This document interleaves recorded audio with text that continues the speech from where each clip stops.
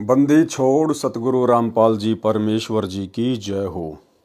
परम पिता परमात्मा सारी सृष्टि के रचनहार कुल मालिक असंख्य ब्रह्मांडों के स्वामी जगत गुरु तीनों लोकों में प्रवेश करके सबका भरण पोषण करने वाले राजाधिराज आत्माधार नाथों के नाथ देवों के देव महादेव सर्वेश्वर महेश्वर मृत्युंजय अजरो अमर आदि अनादि सनातनी प्रभु जगत पिता जगदीश्वर श्री श्री 1008 की उपाधि के वास्तविक अधिकारी अकाल मूर्त शब्द स्वरूपी राम वासुदेव सर्वगतम ब्रह्म परम पूज्य प्रथम पूज्य परम संत परम पुरुष परम धनी परम दयालु सत्य कबीर हक्का कबीर अल्लाह अकबर बाखबर अल्लाह ताला जगत के तारणहार जगत के मुक्तिदाता जगत के जगन्नाथ हारे के सहारे हिंदुओं के राम मुसलमानों के अल्लाह सिखों के वाहिगुरु ईसाइयों के मसीह दया के सागर दया निधि करुणा के सागर करुणा निधि स्वयंभू परिभू संकट मोचन कष्ट हरण मंगल करण दुख भंजन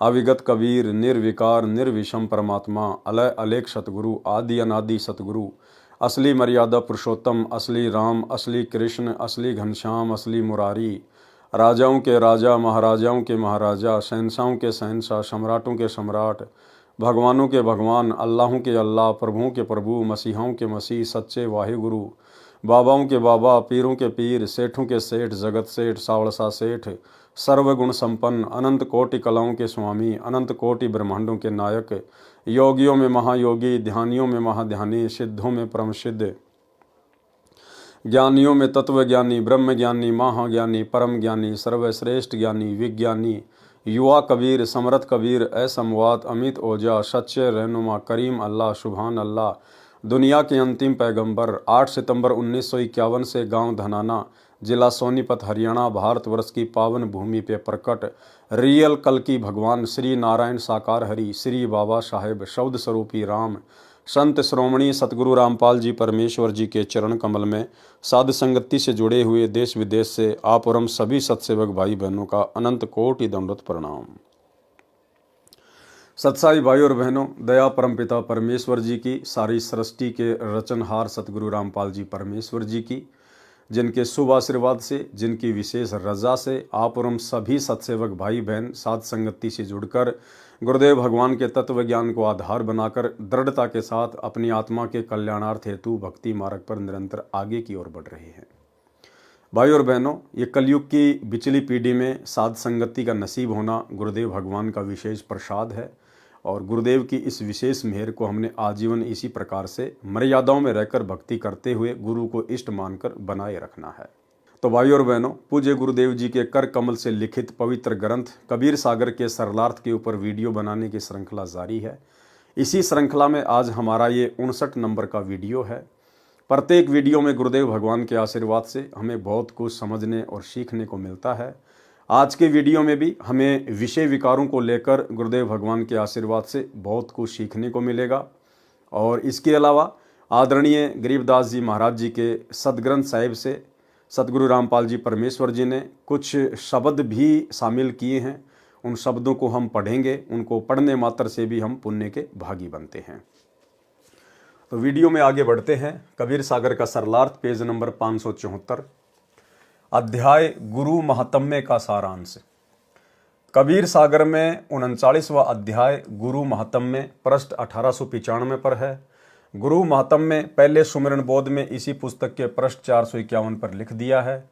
इसमें केवल एक राजा बंकेज को शरण में लेने की कथा है। उसको सतयुग में शरण में लिया था। उसकी 17 स्त्रियों तथा 50 लड़कों ने दीक्षा ली थी। राय बंकेज को सतयुग में धर्मदास जी की तरह शरण में लेकर गुरु पद दिया था। अध्याय जीव धर्मबोध का सारांश। कबीर सागर में 40वां अध्याय जीव धर्मबोध पेज नंबर 1913 पर है। इस अध्याय में जीव के गुण धर्म की जानकारी दी गई है। परमेश्वर कबीर जी ने कहा है कि जीव मानव शरीर प्राप्त करके अपने आप को प्रभु मान बैठता है, अहंकार करता है कि मैंने ये कर दिया, मैं ये कर दूंगा, मेरे पास इतना धन है, वह इतनी कीमती गाड़ी है। सत्संग और संत के अभाव से वह मान बैठता है कि मैं सदा ऐसे ही सुखी रहूंगा। भूलवश ये भी विचार करता है कि अगले जन्म में फिर मानव बनकर आनंद करूंगा। परमेश्वर कबीर जी ने समझाया है कि नाम सुमर ले शुक्रम कर ले, कौन जाने कल की खबर नहीं पल की। सर्व सोने की लंका होती, रावण से रणधीरम, एक पलक में राज विराजी, यम के पड़े जंजीरम। दुर्योधन से राजा होते, संग इकोतर भाई, 11 शोणी संग चले थी, देही गीद ना खाई। उदय अस्त बिच चक्र चले थे, ऐसे जन ठकुराई, चुणक ऋषि स्वर कल्प किया, तब खोज न पाया राही। 60,000 सगड़ के होते, कपिल मुनीश्वर खाए, एक सुपुत्र उत्तान पात का, स्वर्ग में पद पाए। मरद गरद में मिल गए, रावण से रणधीरम, कंस के सिचानूर से, हिरणाकुश बलवीरम। तेरी क्या बुनियाद है, जीव जन्म धर लेत, गरीबदास हरि नाम बिना, खाली परसी खेत। क्या मांगू कुछ थिर न रहाई, देखत नैन चल्या जग जाई, 1 लख पूत 1.25 लख नाती, तारावण घर दिया न बाती। आवत संग ना जात संगाती, क्या भया दर बांधे हाथी, बहुत प्यारी नारी जग माही, मात पिता जाके शम नाही। जाहि कारण नर शीस जो देही, मृत्यु समय वह नहीं सनेही, निज सवारथ कह रोदन करही, फिर पर नर में चित धरही। सुत परिजन धन सौपन सनेही, सत्य नाम गहु निज मत येही, निज तन संप्रिय और नयाना, सो भी संग ना चले नदाना। भावार्थ किया है गुरुदेव ने, परमेश्वर कबीर जी ने जीव का धर्म बताया है कि जीव धर्म बंधन में बंधा है। कर्मानुसार राजा बन जाता है, राजा बनकर स्वयं को मालिक समझ लेता है, विरोध करने वालों को मार डालता है। कोई कमजोर राजा दिखाई देता है तो उसके राज्य को हड़पने की योजना बनाता है। यदि वह सीधे से राज्य देने को सहमत नहीं होता है तो उससे युद्ध करके हजारों सैनिकों को मारता है। वह पाप अपने सिर पर धर लेता है। दूसरे के धन को छीनने का भी दोष अपने सिर पर धरकर कुछ समय पश्चात मर जाता है या किसी अन्य राजा द्वारा मार दिया जाता है। मृत्यु उपरांत राजा गधे का जन्म प्राप्त करता है। उसके पश्चात कुत्ते, सुअर आदि आदि की योनियों में महाकष्ट उठाता है। भाई और बहनों, ये सारी बातें समझाने का केवल सीधा सा एक ही मतलब है पूज्य गुरुदेव भगवान का, कि ये भक्ति और ये सतगुरु मिलने के बाद हमारी सुरती, हमारी इच्छा केवल भक्ति पूरी करके और सतलोक में होनी चाहिए। हमें यहाँ पर किसी प्रकार का कोई राजपद, कोई मंत्री पद, कोई बहुत बड़ी सेवा हमें बिल्कुल भी इच्छा नहीं होनी चाहिए। कल को यदि गुरुदेव भगवान भी हमारा हाथ पकड़कर आदेशित करें कि बेटा ये सेवा है तू कर, बेटा ये राज्य पद है तू इसको संभालेगा, तो ठीक है, सतगुरु का आदेश है, मानना पड़ेगा। लेकिन भाई और बहनों, हमारे अंदर से किसी भी प्रकार की इच्छा उस राजपद में, उस राजपाट में नहीं होनी चाहिए। हमारा टारगेट केवल मोक्ष ही होना चाहिए कि मुझे यहाँ से निकलना है। कोटि जन्म तू राजा कीन्या, मिटी न मन की आशा, और भिक्षुक होकर दर दर घूम लिया, मिला न निर्गुण राशा। पूरी पृथ्वी के राजा हम करोड़ों बार रह चुके हैं, करोड़ों बार। कोटि जन्म तू राजा कीन्या। जब उन जन्मों में हमारी इच्छाएं पूरी नहीं हुई तो भला ये 5-10 वर्ष एक छोटे से क्षेत्र का राजा बनकर मैं कौन सी अपनी इच्छा पूरी कर लूंगा। और यदि कहीं न कहीं गलती हो गई तो फिर मोक्ष से हमारा पैर फिसल जाएगा। इसलिए हमारे अंदर तो कोई इच्छा किसी प्रकार की होनी नहीं चाहिए। सतगुरु यदि आदेश दें तो केवल उनके आदेश को फॉलो करते हुए हमने अपना वो कर्म निभाना है। बाकी हमारा धर्म केवल यही है कि हमने मुक्ति प्राप्त करनी है। ऊपर की वाणियों में यही सिद्ध किया गया है कि दुर्योधन राजा था, राज्य की लड़ाई में मारा गया। ऐसा दुर्भाग्य वाला था कि मृत्यु उपरांत उसकी देह यानी शरीर पक्षियों के खाने योग्य भी नहीं थी कि उसके शरीर को खाकर कोई गिद्ध जैसा पक्षी दुआ देता, क्योंकि उसकी माता गांधारी के आशीर्वाद से दुर्योधन पर्दे को छोड़कर सर्व बजर का हो गया था। राज्य भी नहीं रहा, स्वयं भी संपत्ति छोड़कर युद्ध में मारा गया। इसी प्रकार अन्य राजाओं की दुर्दशा हुई। मानधाता राजा था जो चक्रवर्ती यानी पूरी पृथ्वी का शासक था। चुनक ऋषि से लड़ाई हुई, सर्व सेना मारी गई, स्वयं भी मृत्यु के उपरांत चूहा बनकर धरती के अंदर बिल बनाकर रहा। फिर अन्य प्राणियों की योनियों में भटक रहा है। फिर बताया है कि राजा उत्तानपाद का एक सुपुत्र ध्रुव है, भक्ति करके राजा भी बना और स्वर्ग भी गया। फिर बताया है कि प्रत्येक व्यक्ति की धारणा है कि मेरा वंश चले। भाई और बहनों, यदि आप सतगुरु रामपाल जी परमेश्वर जी के शिष्य या उनकी शिष्या हैं, आपकी रमैणी यानी शादी हो चुकी है और यदि संतान नहीं हो रही है, तो आपके अंदर बिल्कुल भी अंदर से ये इच्छा नहीं होनी चाहिए कि गुरुजी मुझे संतान दें, अन्यथा आप भी इसी कैटेगरी में आ जाएंगे कि मेरा वंश चले। वो परमेश्वर की मौज है, परमात्मा संस्कार बढ़ाना चाहता है या काटना चाहता है, हमने उसकी रजा में राजी रहना है। हमारे अंदर से इच्छा नहीं होनी चाहिए कि परमात्मा एक बेटा या एक बेटी तो होनी ही चाहिए, बिल्कुल भी नहीं। फिर बताया है कि प्रत्येक व्यक्ति की धारणा है कि मेरा वंश चले, मैं अपनी संतान को सुखी करने के लिए धन इकट्ठा कर दूं। ये संसार स्वार्थ के रस्से से बंधा है, अपना अपना कर्ज लेने या अदा करने के लिए नाते बनते हैं। कर्ज का लेन देन पूरा होते ही सब संसार छोड़कर चले जाते हैं। यदि युवा मर जाता है तो परिवार वाले रोते हैं कि अभी तो कमाने योग्य था। यदि रोगी या बूढ़ा मर जाता है तो कहते हैं कि अच्छा हुआ मर गया, दुखी रहता था। यदि कोई इस भ्रम में है कि मेरा कुल चलेगा, मेरा नाम रहेगा, ये महामूर्खता है। लंका देश के राजा रावण के 1 लाख पुत्र तथा 1.25 लाख पौत्र थे। आज उस रावण के वंश में कोई दीप जलाने वाला ही नहीं बचा है। बात करें नाम चलने की, जगत व्यवहार में हम देखते हैं कि दादाजी जो संसार त्याग कर चले गए, कोई याद नहीं करता। कभी जमीनी लेन देन में भले ही नाम पढ़ने को मिले, और पीछे जाएं तो चौथे दादा का नाम तो परिवार को भी याद नहीं होता। जो ये विचार रखता है कि मेरा नाम चल जाए, ये तो आप जी ऊपर पढ़ चुके हैं कि कैसा नाम चलेगा। फिर कुत्ते का जन्म या कुतिया का जन्म प्राप्त करेगा तो फिर कुत्तों में खानदान हो जाएगा। फिर गधा बनेगा तो गधा कुल चलेगा। इस प्रकार परमेश्वर कबीर जी ने एक बात में स्पष्ट कर दिया कि सतनाम सुमर ले और शुक्रम अच्छे धार्मिक कर्म कर ले, मृत्यु कभी भी हो सकती है। फिर क्या पता कहाँ जन्मेगा। आशा तो लगाए बैठा है 100 वर्ष तक जीवित रहने की, परंतु खबर एक पल की भी नहीं है कब मृत्यु हो जाए। आप तो संपत्ति को अपना मानते हैं, मृत्यु के समय संपत्ति तो दूर की बात है, आपको अपने शरीर के समान तो संपत्ति भी प्रिय नहीं है, ये शरीर भी आपके साथ नहीं जाएगा। फिर अन्य वस्तुओं या धन को अपना मानता है, यह अज्ञान की भांग पी रखी है।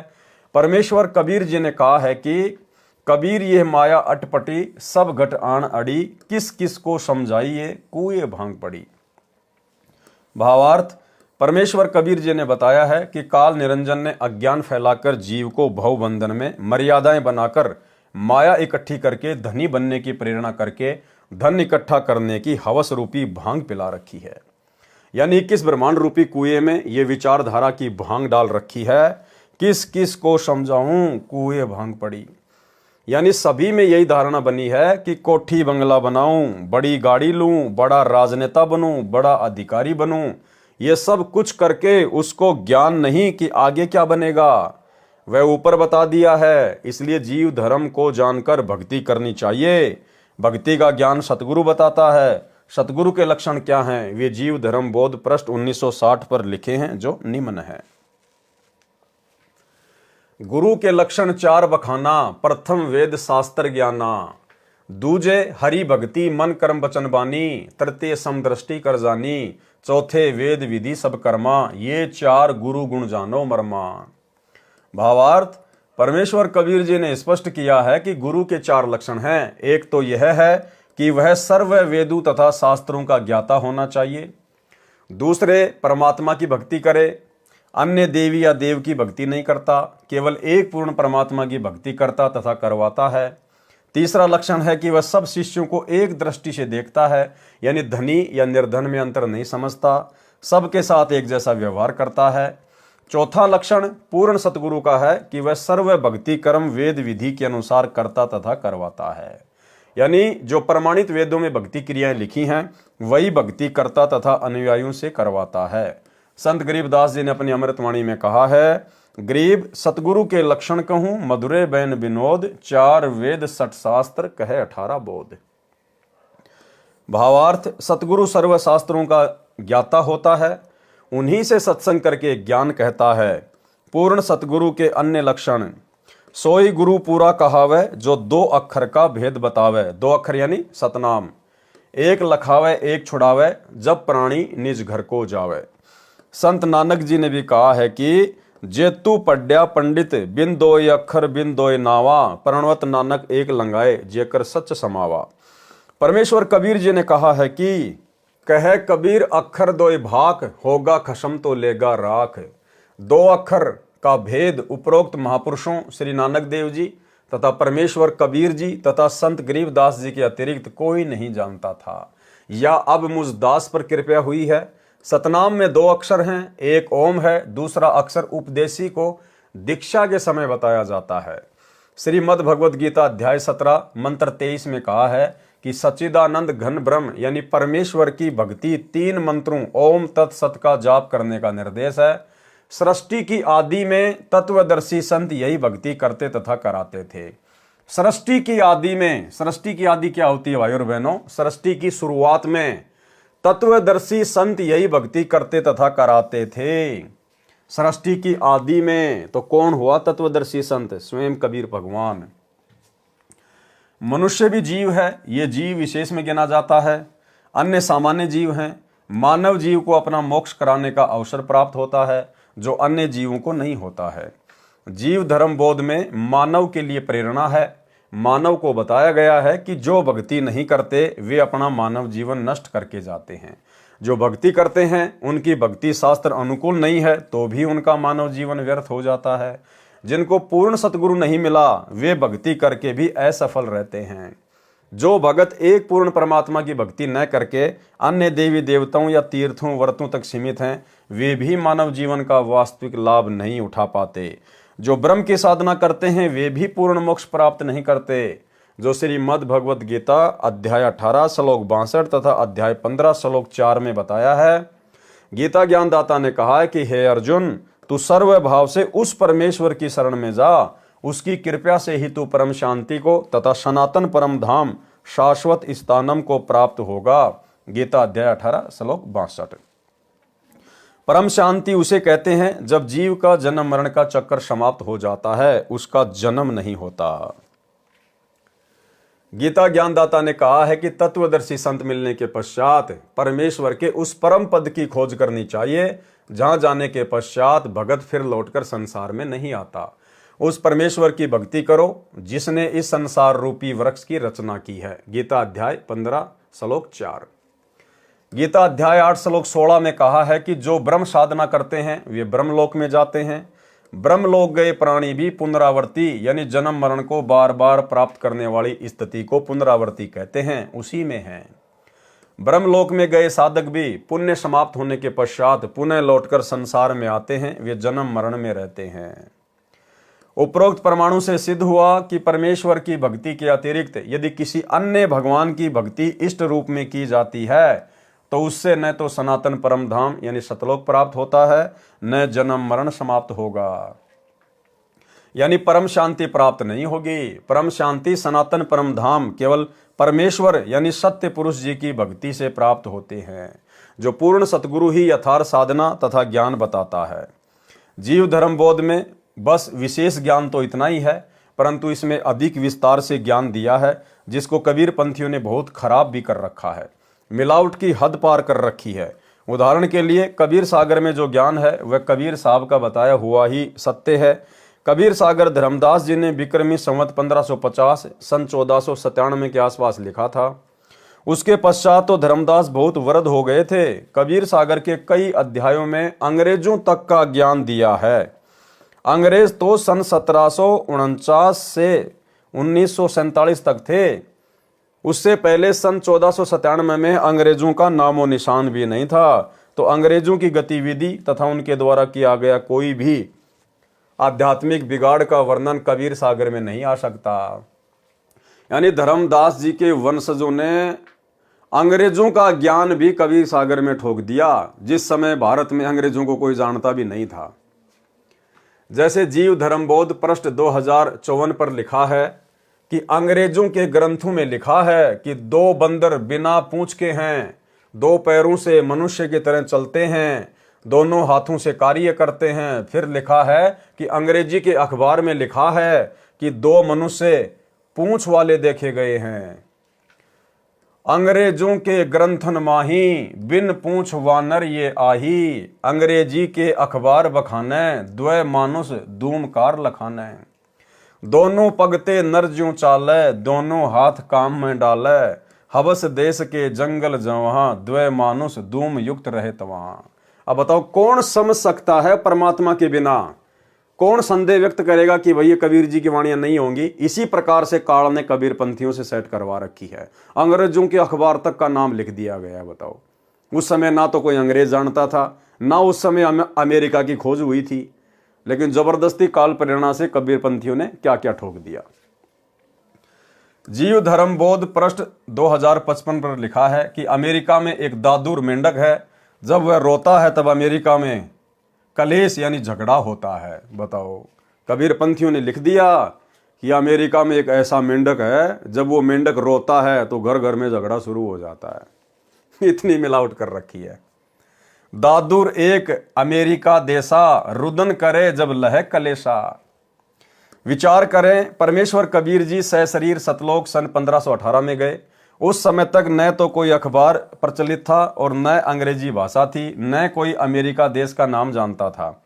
इससे सिद्ध है कि कबीर सागर में यह मिलावट की गई है। परमेश्वर कबीर जी की कृपा से अब यथार्थ ज्ञान प्रकाशित किया जा रहा है।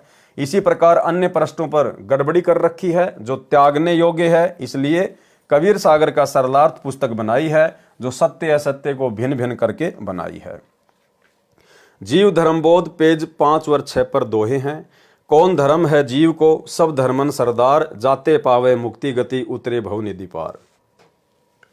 जब लो नहीं सतगुरु मिले, तब लो ज्ञान नहीं होए। ऋषि सिद्धि तपते लहे, मुक्ति का पावे कोई। भावार्थ, जीव क्या धर्म यानी गुण है, मनुष्य का धर्म यानी मानव धर्म सब धर्मों का मुखिया है। जीव हमारी जाति है, मानव धर्म हमारा। हिंदू मुस्लिम सिख ईसाई धर्म नहीं कोई न्यारा। ये दोहा मुझदास रामपाल दास द्वारा निर्मित किया गया है। मनुष्य जन्म प्राप्त जीव का धर्म मानवता है। यदि मानव में मानवता यानी इंसानियत, नेक चाल चलन, अच्छा व्यवहार नहीं है तो वह अन्य जीवों जैसा तुच्छ प्राणी है। अन्य जीव यानी पशु पक्षी जलचर क्या करते हैं? दुर्बल का आहार छीन कर खा जाते हैं, दुर्बल के साथ मारपीट करते हैं, मारकर भी खा जाते हैं। किसी असहाय पशु को घाव हो जाता है तो कौवे नोच नोच कर खाते हैं। वर्तमान में डिस्कवरी फिल्मों में देखने को मिलता है कि जंगल में घास चर रहे भैंसे को 5-6 शेर शेरनी घेर कर उसके ऊपर चढ़कर तथा आगे पीछे से फाड़ कर खाते हैं। भैंसा गिर जाता है, चिल्ला रहा है, शेर मस्ती से जीवित को खा रहे हैं। अन्य पशुओं जैसे गाय, जंगली मृग, नीलगाय आदि, नीलगाय को तो गर्दन दबाकर पहले मारते हैं, उसकी गर्दन को तब तक दबाए रखते हैं जब तक मर न जाए, फिर खाते हैं। परंतु भैंसे की गर्दन उनसे दब नहीं सकती थी, इसलिए जिंदा को खा रहे थे। इसी प्रकार वे मनुष्य हैं जो दुर्बल की संपत्ति पर कब्जा कर लेते हैं, लूट लेते हैं, चोरी कर लेते हैं, दुर्बल परिवार की बहन बेटियों से भी बदसलूकी यानी दुर्व्यवहार करते हैं, इज्जत तक लूट लेते हैं। ऐसे धर्म गुण वाला मानव पशु श्रेणी में आता है। भले वह मानव दिखाई देता है, उसका नाम मानव है, उसमें गुण मानव के नहीं है। जब तक जीव में मानवता नहीं है तो वह मानव शरीर में भी जानवर है, उसमें गुण मानव के नहीं है। जब तक जीव में मानवता नहीं है तो वह मानव शरीर में भी जानवर है। इस जीव धर्म बोध अध्याय का बस इतना ही सारांश है, फिर भी प्रत्येक पृष्ठ का थोड़ा थोड़ा विश्लेषण करता हूं। जीव धर्म बोध पृष्ठ 7 से 21 तक का सारांश।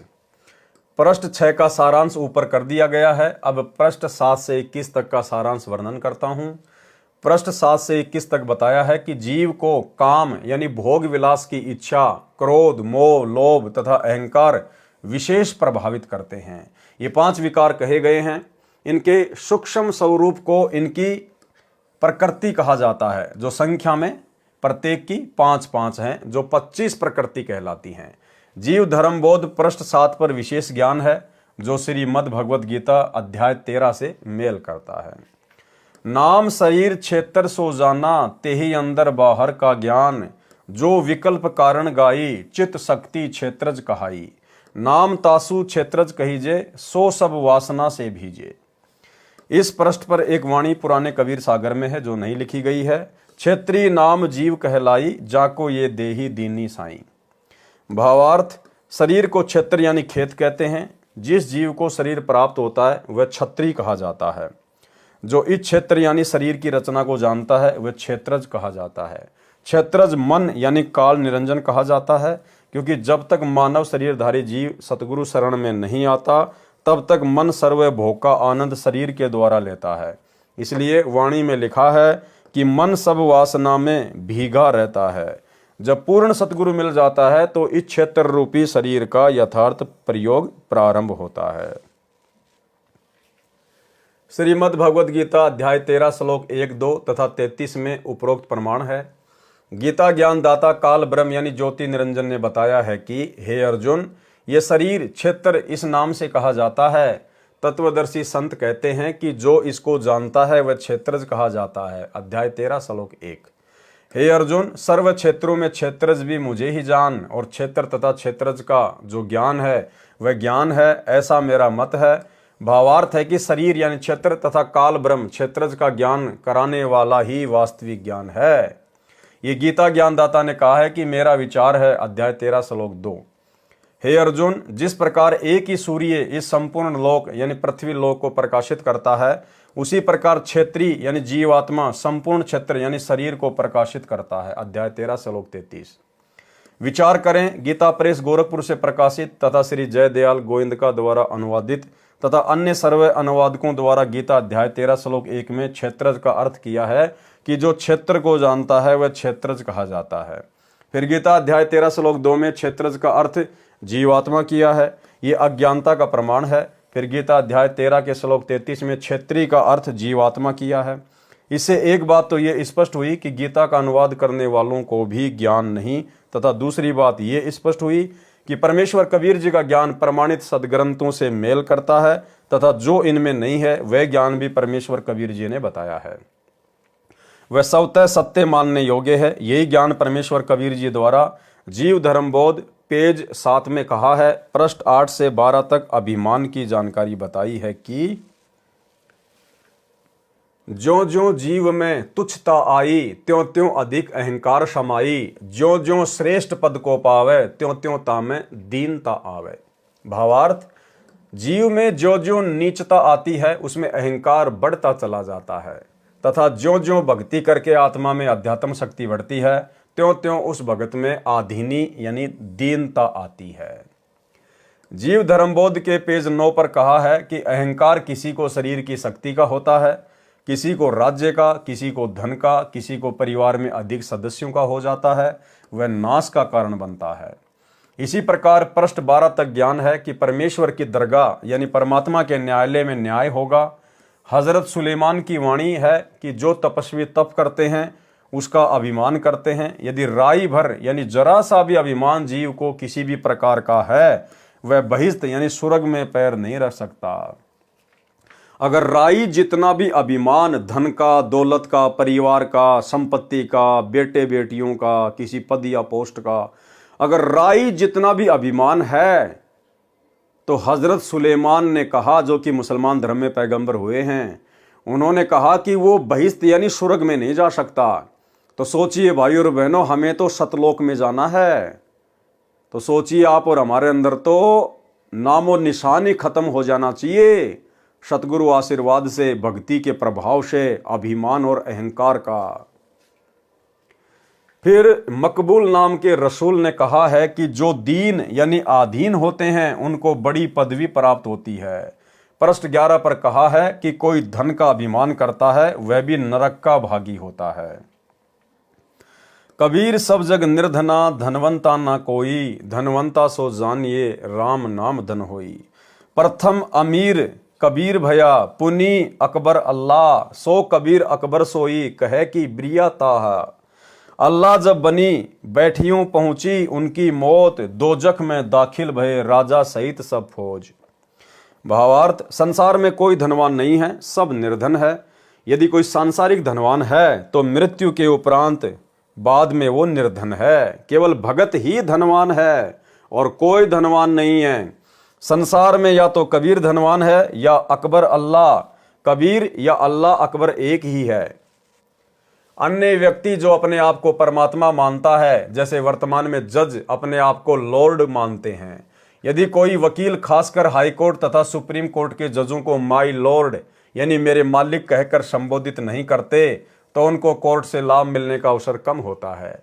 जीव को होना चाहिए अधीन। बिना आध्यात्मिक ज्ञान के कारण जीव स्वयं को परमात्मा के तुल्य मानता है तो उसकी भारी भूल है, वह नरक में डाला जाता है। पृष्ठ 12 पर कहा है कि जिन्होंने सिर उठाया यानी अभिमान किया उनका सिर टूटा है। जीव धर्मबोध पेज 13 से 16 तक काम यानी सेक्स के अवगुण बताए हैं। इनमें कुछ वाणी छोड़ी गई है, कुछ जोड़ी गई है। यथार्थ ज्ञान संत गरीबदास जी ने बताया है, जो संत गरीबदास जी की अमृतवाणी में नारी के अंग में लिखी है। इस जीव धर्मबोध में केवल नारी को दोषी बताया है। ये कबीर पंथियों का गलत नजरिया रहा है, जिन्होंने कबीर जी के ग्रंथ का नाश किया है। जो घर त्याग कर या तो आश्रमों में रहते थे या विचरण करते थे, जिन्होंने विवाह नहीं किया था, उन्होंने अपने आप को उत्तम सिद्ध करने के लिए एक तरफा वाणी लिखी है। जो नारी पक्ष की वाणी थी वे काट दी गई हैं। संत गरीबदास जी ने अपनी वाणी में परमेश्वर कबीर जी की विचारधारा लिखी है। अब भाइयों और बहनों, यहां पर नारी का अंग है और नारी के अंग के माध्यम से गुरुदेव भगवान विशेषकर आप और हम आत्माओं को सचेत करना चाहते हैं, जागरूक करना चाहते हैं। नारी यानी स्त्री अच्छी भी होती है और बुरी भी होती है, लेकिन हम जो उपदेशी भाई बहन हैं, हमने बहुत सावधान होकर चलना है। जो बद नारी होती है, जो गलत औरतें होती हैं, वो किस किस प्रकार से गलत इरादे से हरकतें करती हैं, हमने किस प्रकार से सावधान रहना चाहिए। हमने केवल उनको आयु अनुसार अपनी बहन बेटी या माँ की नज़र से ही देखना चाहिए। और यदि हम यहाँ शरीर में रहते सहते अपनी आदतों को नहीं सुधारते हैं तो भाइयों और बहनों, शरीर छूटने के बाद सूक्ष्म शरीर में हमारे अंदर वही विषय वासना रहेंगी, वही हमारी सोच रहेगी और हम काल के द्वारा अपने झांसे में ले लिए जाएंगे। तो यह गरीबदास जी के सदग्रंथ साहिब से परमेश्वर ने कामी नर के अंग से कुछ वाणियाँ ली हैं, जिनको हम पढ़ेंगे गुरुदेव भगवान के आशीर्वाद से, क्योंकि ये वाणियाँ स्वयं सिद्ध हैं, गुरुदेव भगवान ने अपने कर कमल से लिखी हैं। तो इनको सुनने मात्र से भी हम ढेर सारे पुण्य के भागी बनेंगे। गरीब कामी करता ना भज, हृदय सूल बबूल, ज्ञान लहरी फीकी लहरी,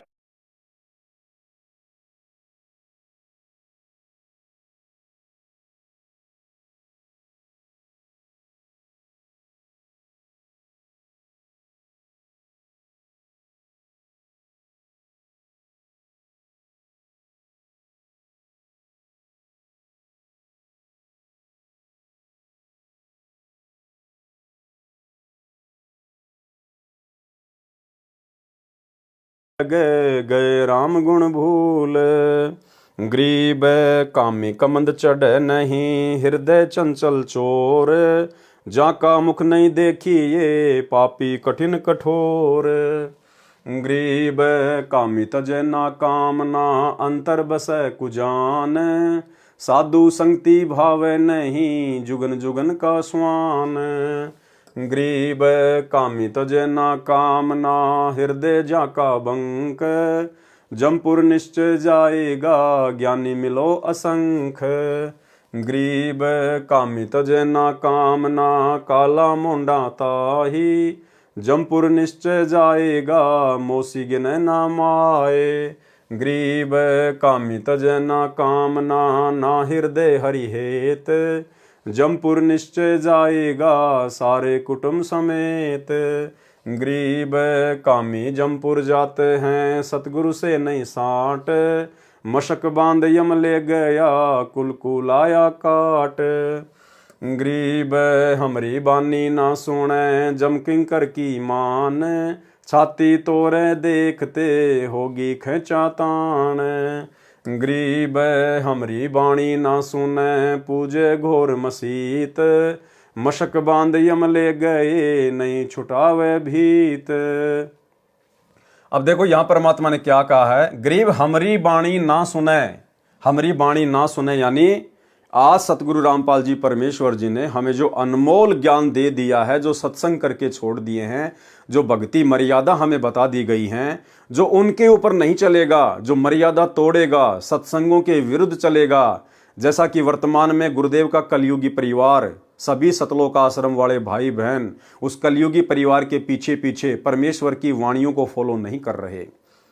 गुरुदेव भगवान ने कहा कि बच्चों आपने तो मैच देखना भी नहीं है, कोई अगर ताश भी खेल रहा है तो आपने सहयोग भी नहीं करना है, हमने कोई भी स्पोर्ट्स की एक्टिविटीज में भाग नहीं लेना, खेल कूद में भाग नहीं लेना है, हमारा समय और समासें दोनों बर्बाद होंगी, हमारे भाव बिगड़ेंगे।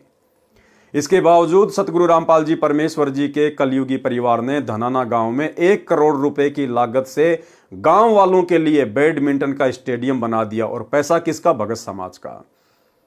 और भी बहुत सारे कुकर्म जो आप जी आए दिन देखते रहते हैं। हरियाणा के गोहाना में जाट धर्मशाला बन रही है, उसका 5वां फ्लोर बनाने का ठेका गुरुदेव के बड़े लड़के वीरेंद्र ने ले लिया, जाट समाज में अपनी प्रसिद्धि के लिए, अपने भाईचारे को निभाने के लिए, जो तकरीबन 1 करोड़ रुपए का बनेगा।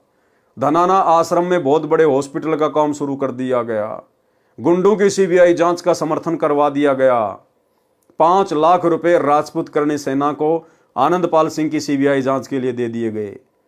हरियाणा के जाट आरक्षण में करोड़ों रुपया भक्तों का बर्बाद कर दिया, चंदे के रूप में दे दिया गया। और भी ना जाने कितने कुकर्म आए दिन ये लोग करते रहते हैं। 2019 में कांग्रेस का समर्थन, 2024 में बीजेपी का समर्थन। तो यहां परमेश्वर वही बात कह रहे हैं, गरीब हमरी बाणी ना सुने, जम किंकर की मान। जम किंकर की मानता है, जो काल प्रेरणा है उसके आधार से चलते हैं। छाती तोड़े देखते होगी खेचा तान, ऊपर उनकी छाती तोड़ेगा काल। फिर गरीब हमरी बाणी ना सुने, पूजे घोर मसीत। मशक बांध यम ले गए, नहीं छुटावे भीत। हमरी बाणी ना सुने, गुरुदेव ने कहा कि 100 वर्ष सतगुरु की पूजा और 1 दिन आन उपासना, अन्य देवी देवताओं की पूजा कर लो, चाहे उसमें सहयोग कर दो, बराबर का दोषी। तो क्या कहा गुरुदेव ने? 100 वर्ष सतगुरु की पूजा, 1 दिन आन उपासी, वो अपराधी आत्मा फिर पड़े काल की फांसी। सतलोक आश्रम मैनेजमेंट हरियाणा ने श्री राम मंदिर अयोध्या में उन आन उपासकों के लिए आन उपासना को बढ़ावा देते हुए 1 महीने का अयोध्या में भंडारा लगा दिया। जम किंकर की बातें मानी जा रही हैं, सतगुरु की वाणियों पे नहीं चल रहे। गरीब हमरी बाणी ना सुने, पूजे घोर मसीत।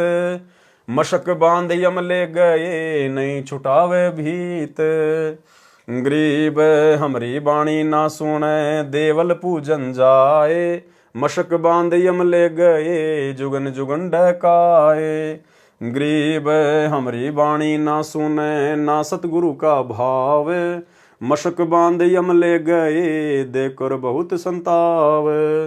गरीब कामी केला वृक्ष है, अंदर से थोता। सतगुरु सतगुरु कहते हैं, जू पिंजर तोता। जो कामी नर होता है, सतगुरु की शरण में आने के बाद भी जो विषय विकारों से दूर नहीं होता है, कहते हैं वो तो केले का पेड़ है, अंदर से थोता है, यानी भक्ति वक्ति नहीं है उसके अंदर।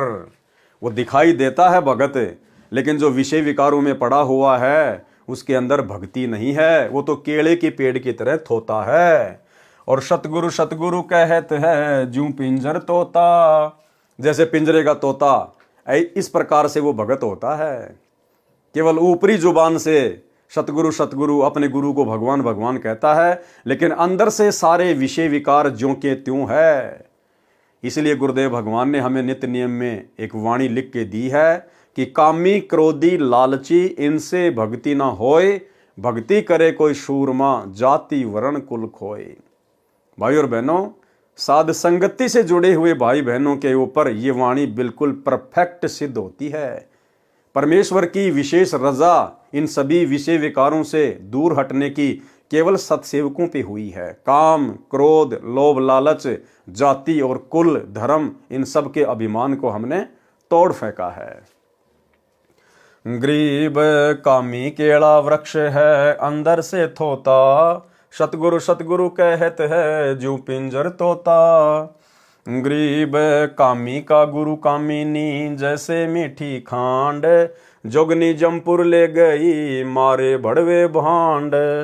गरीब कामी कीड़ा नरक का अंतर नहीं विवेक, जोगनी जमपुर ले गई क्या जिंदा क्या शेख। क्या कह रहे हैं परमात्मा, गरीब कामी कीड़ा नरक का और अंदर नहीं विवेक। जो कामी पुरुष है परमात्मा ने उसको नरक का कीड़ा बताया कि उसके अंदर विवेक नहीं है। अरे एक तरफ तो हम इस ब्रह्मा जी का ऋण उतारने के लिए ओम नाम की कमाई कर रहे हैं, गुरुदेव के द्वारा दिए गए सत भक्ति मंत्रों का जाप कर रहे हैं ताकि हम ऋण मुक्त हो जाएं, और दूसरी तरफ हम विषय भोग में पड़कर उसी ब्रह्मा जी का कर्जा चढ़ा रहे हैं। एक तरफ तो मटके में पानी डाल रहे हैं कि पानी पिएंगे परिवार की प्यास बुझेगी, और दूसरी तरफ नीचे जानबूझ के उसमें छेद कर रहा है। तो परमेश्वर ने कहा कि उसके अंतर में विवेक नहीं है, वो तो नरक का कीड़ा है। जोगनी जमपुर ले गई, जोगनी यानी ये माया, ये दुर्गा, ये उसको जमपुर ले जाएगी, क्या जिंदा क्या शेख है। गरीब कामी कीड़ा नरक का अंतर नहीं विवेक, जोगनी जमपुर ले गई क्या जिंदा क्या शेख। गरीब कामी कीड़ा नरक का क्या बैराग सन्यास, चाहे बैराग लेके भक्ति कर रहा है चाहे सन्यास लेके भक्ति कर रहा है, अगर इन विकारों से दूर नहीं हटा तो भाई जोगनी जमपुर ले गई बीते बहुत तिराश। गरीब कामी कीड़ा नरक का क्या सट दर्शन भेष, जोगनी जमपुर ले गई टुक आपा भी देख। गरीब साकट के तो हरता करता, संतों के तो दासी, ज्ञानी के तो धूमक धामा पकड़ लिया जम फांसी। गरीब साकट के तो हरता करता, संतों के तो चेरी, ज्ञानी के तो दारम दारा जक्कू दे है लोरी। गरीब तीन लोक में नाही अंगाई अजब चरित्र तेरे, सुर नर मुनि जन ज्ञानी ध्यानी कीने सकल मुझे रे। गरीब इंद्र के अर्धंगी नारी भई उर्वशी हूर, तीन लोक में डंका डाकनी मार लिए सब घूर। गरीब लोकपाल तो लूट लिए हैं नारद से मुनि ध्यानी, पारा ऋषि शिरंगी ऋषि मोहे सुन ले अकत कहानी। गरीब अजय पाल का किया अलूफा पकड़ी मछंदर खाया, कच्छ देश में गोरख पकड़े सतगुरु आन छुटाया। गरीब गोपी चंद भरतरी होते छोड़ गए अर्धंगी, सुखदेव आगे हुरंबा आई हो नाची है नंगी। गरीब बोले सुखदेव सुंदरी दूती तू हमरे क्यों आई, हम तो बाल जती बैरागी तू है हमरी माई। अब देखो भाइयों और बहनों, ये परीक्षाएं तीन लोक की भक्ति करने वालों की भी परमात्मा परीक्षा लेता है कि वे उन लोकों में जाने योग्य हैं या नहीं हैं। जब राजा जनक ने सुखदेव ऋषि को नाम दीक्षा देनी थी, उससे पहली रात सुखदेव का एक अलग से कमरे में उसके सोने की व्यवस्था कर दी, और रात्रि में राजा जनक ने उसकी परीक्षार्थ एक लड़की भेजी उसके हाव भाव जानने के लिए कि ये उपदेश के योग्य भी है या नहीं है। और जब वो लड़की वहां गई तो सुखदेव ऋषि सहम गया और एक कोने में बैठ गया और कहा कि हे बहन, हे बेटी, हे माई, तू यहां क्यों आई है, तू यहां से चली जा। बहुत अच्छी बात थी, परमात्मा ने कहा कि यह भी बहुत अच्छी बात है, लेकिन उसको इतना भी नहीं डरना चाहिए था। अगर उसके पास में सत्य ज्ञान होता, यदि वो पूर्णतया से एक भगत होता, तो उसको इतना भी नहीं डरना चाहिए था उससे, औरत से। अगर वो लड़की वहां चली भी गई तो आराम से शांत भाव में रहता और उससे परमात्मा की चर्चा करनी चाहिए थी, उसको परमात्मा का ज्ञान समझाना चाहिए था, अपनी बहन बेटी की दृष्टि से उसको देखकर। लेकिन सुखदेव डर गया, सहम गया और एक कोने में जाके बैठ गया और कहा कि बहन तू यहां से चली जा। तो ये भी एक भगत की कमजोरी होती है। अगर वो इस प्रकार से भी व्यवहार करता है तो कहीं न कहीं उसके अंदर कमजोरी है कि कहीं मैं विचलित ना हो जाऊं ज्यादा समय तेरे पास में बैठ के। जबकि सतगुरु के भगत के अंदर यह होना चाहिए कि यदि सतगुरु हमारी परीक्षा के लिए कभी कभार ऐसी कोई परिस्थिति भी पैदा कर दे तो हमने सहमना नहीं चाहिए, डरना नहीं चाहिए। हमने परमात्मा की चर्चा करनी चाहिए, वो हमारी बहन है। हमें गुरुदेव भगवान ने बताया कि पर नारी को देखिए बहन बेटी के भाव, कहे कबीर काम नाश का यही सहज उपाय। हम तो उसको सृष्टि रचना सुनाएंगे परमात्मा की, पूरी रात में तो हमारी सृष्टि रचना खत्म नहीं होगी, सुबह अपने आप चली जाएगी उठ के। उसका भी भला हमारा भी भला, एक ने कही दोनों ने मानी, कहे कबीर वो दोनों ज्ञानी। तो यदि कभी कभार हमारी भी परमात्मा परीक्षा ले ले, और लेगा परमात्मा, परिस्थिति चाहे कैसे भी बनानी पड़े, चाहे आपको अनजान रास्ते में कोई बहन बेटी मिले, या वैसे आप कहीं ट्रेन में जा रहे हैं, आप किसी बस में जा रहे हैं, आपके बराबर में आके कोई बहन बेटी बैठ गई है, उसका पैर आपके पैर से स्पर्श हो रहा है, उसका कंधा आपके कंधे से स्पर्श हो रहा है, चाहे बहन के पास कोई भाई आके बैठो या भाई के पास कोई बहन आके बैठो, तो वो उन भक्तों की परीक्षा होगी, चाहे स्त्री हो चाहे वो पुरुष हो। तो हमने तो केवल अपनी बहन बेटी समझकर ही बैठना है, और हमने अपनी सुरती को अपने परमात्मा के चरणों में, उनके सुमरण में रखना है।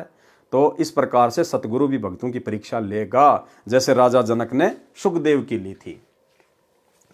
गरीब गोपी चंद भर्तरी होते छोड़ गए अर्धंगी, सुखदेव आगे हुरंबा आई हो नाची है नंगी।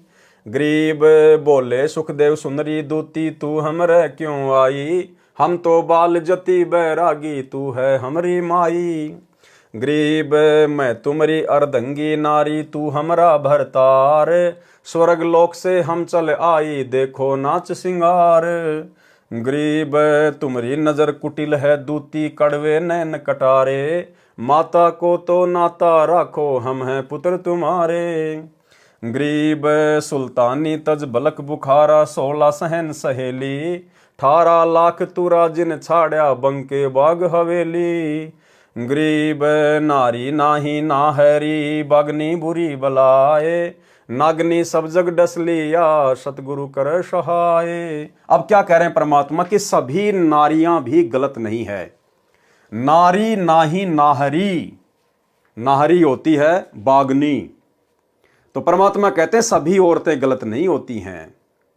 हां, जो औरतें जानबूझ के गलत हरकतें करती हैं वो तो बागनी के समान है।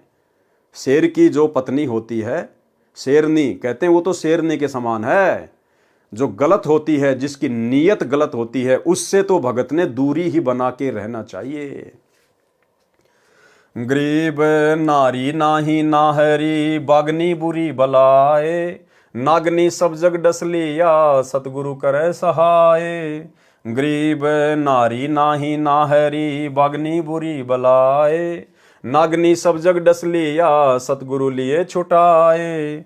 गरीब सब जग घाणे गा लिया बड़ी मचाई रोल, तपी उदासी ठग लिए ले छोड़े जमपोल। गरीब नारी नाही नाहरी खाती है दरवेश, विष्णु विशंबर से रहते मोहे शंकर शेष। गरीब नारी नाही नाहरी सिर टोरा रविचंद, 33 देवा डैसे पकड़ लिए हैं इंद। गरीब नारी नाही नाहरी बागनी है मैं मंत, ब्रह्मा का मंडी गया कहाँ करेंगे पंथ। गरीब नारी नाही नाहरी बागनी है मैं मंत, जीव बापरे की कौन चलावे पकड़ लिए भगवंत। गरीब नारी नाही नाहरी बागनी किए संघार, अनाथ जीव की कौन चलावे पकड़ लिए अवतार। जब भैया इस माया ने, इस दुर्गा ने, इस नारी ने ब्रह्मा विष्णु महेश जैसों को और उनके अवतारों को नहीं बख्शा, तो भला आम जीव की क्या औकात है जो इस माया के भयंकर षड्यंत्र से, भोग विलास से बच सके। लेकिन आज आप देख रहे हैं भाई और बहनों, सत्सेवक भाई बहनों के ऊपर युवा अवस्था में पूज्य गुरुदेव भगवान ने कितनी बड़ी रजा बख्शी हुई है। यानी गुरुदेव भगवान के विशेष आशीर्वाद के बिना गुरुदेव भगवान की सत्सेवकों के ऊपर विशेष दया दृष्टि के बिना ये लाख जन्म में भी संभव नहीं हो सकता। जिस माया ने ब्रह्मा विष्णु महेश तक को नहीं बख्शा, उनके अवतारों को नहीं बख्शा, बड़े बड़े ऋषियों को नहीं बख्शा, भला आप और हम 2 कोटि के जीवों की क्या औकात, जो युवा अवस्था में और इस कलयुग की बिचली पीढ़ी में, घोर इस कलयुग में जहां आदमी का आचार विचार खान पान इतना दूषित है, इंसान विषय विकारों से दूर हो ही नहीं सकता। तो ये सतगुरु की विशेष रजा, विशेष मेहर सत्सेवकों के ऊपर।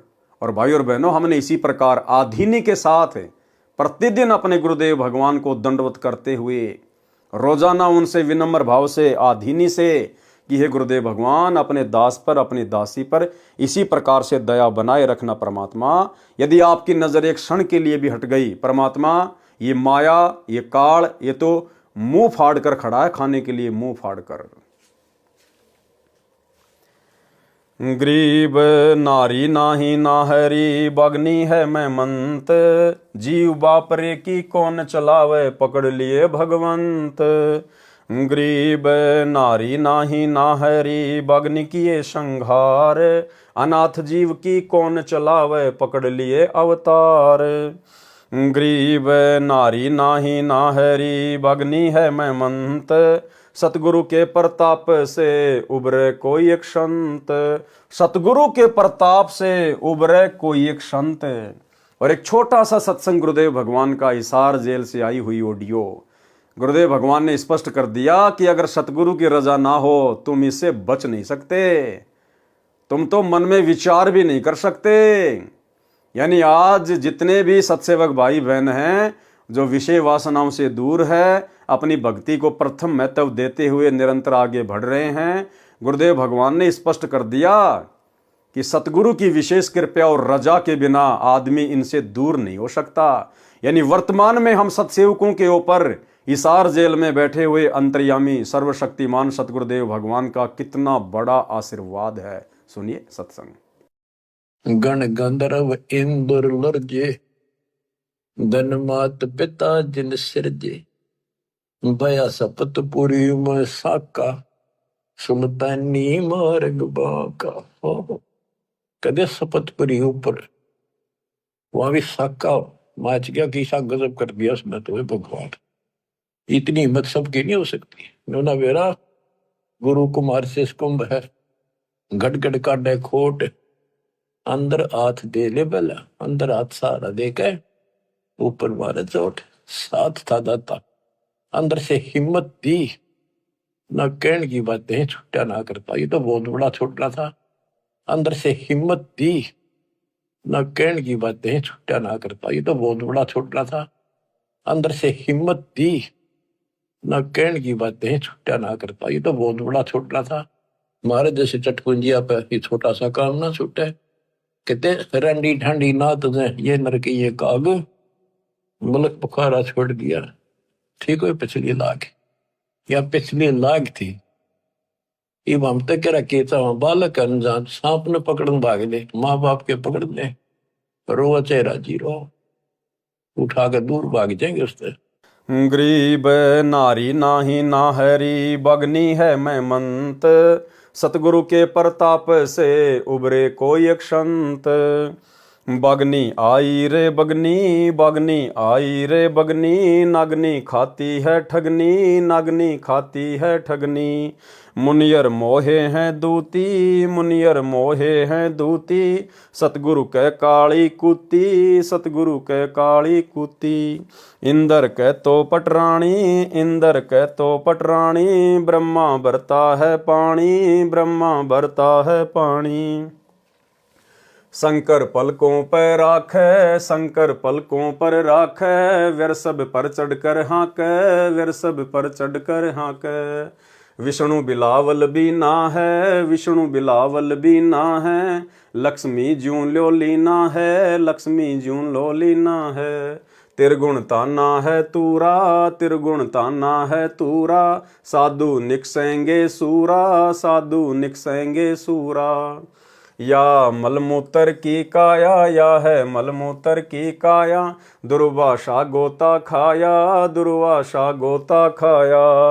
डकनी डांडर डोबे, डकनी डांडर डोबे, बैठी पास नहीं सोबे, बैठी पास नहीं सोबे। पूज्य कबीर जी तथा माया का संवाद।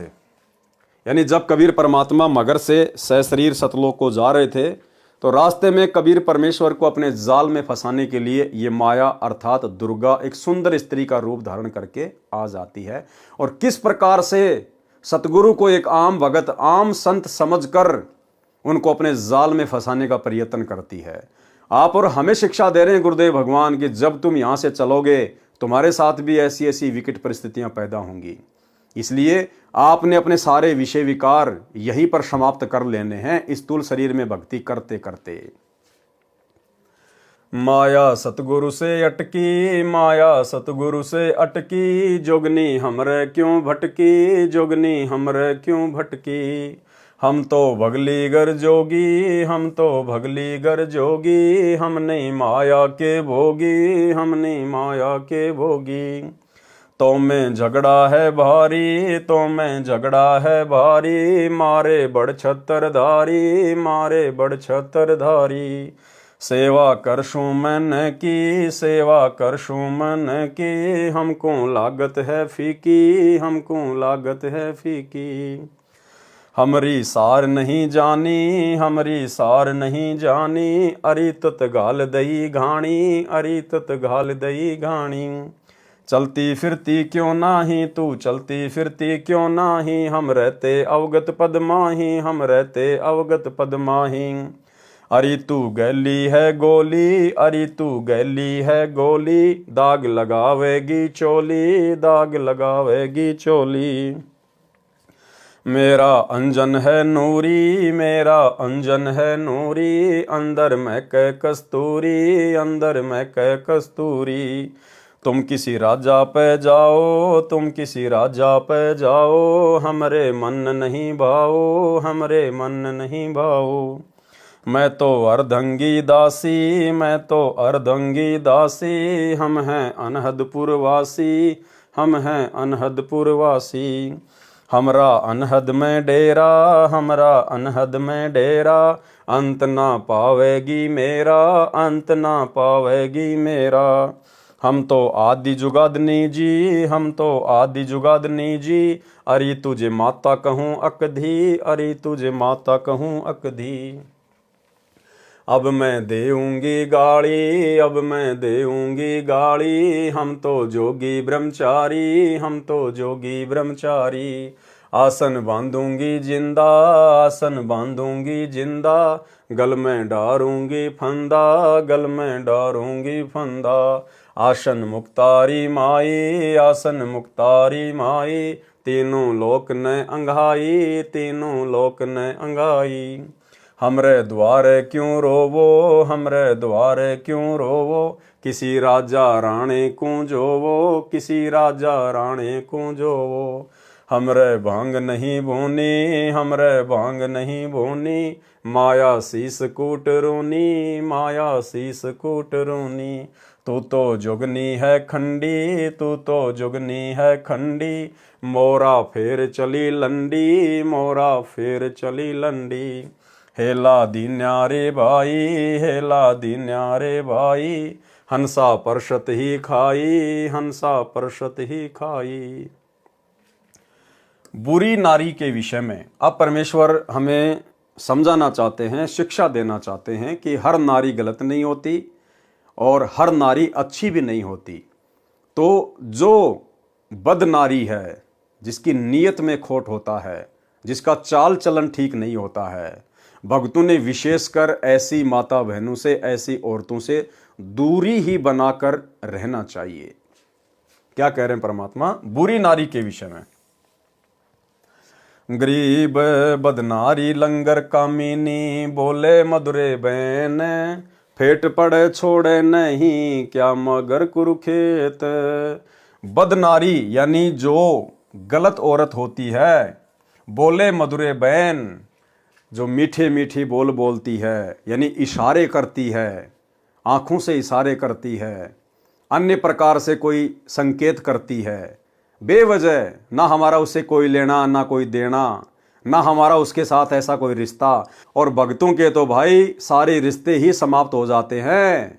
ये जीजा साड़ी के रिश्ते, देवर भाभी के रिश्ते भक्ति में आने के बाद सब हमारी बहन की दृष्टि में आ जाती हैं। साली को हम साली नहीं कह सकते, हम उसको बहन कहेंगे। भाभी को हम भाभी नहीं कहेंगे, हम उसको बहन कहेंगे। गरीब बदनारी लंगर कामिनी, बोले मधुरे हेत, फेट पड़े छोड़े नहीं, क्या मगर कुरुखेत। अगर झांसे में आ गए तो भाई फिर छोड़ेगी नहीं। गरीब बदनारी लंगर कामिनी, बोले मधुरे बोल, फेट पड़े छोड़े नहीं, काढ़े घूंघट झोल।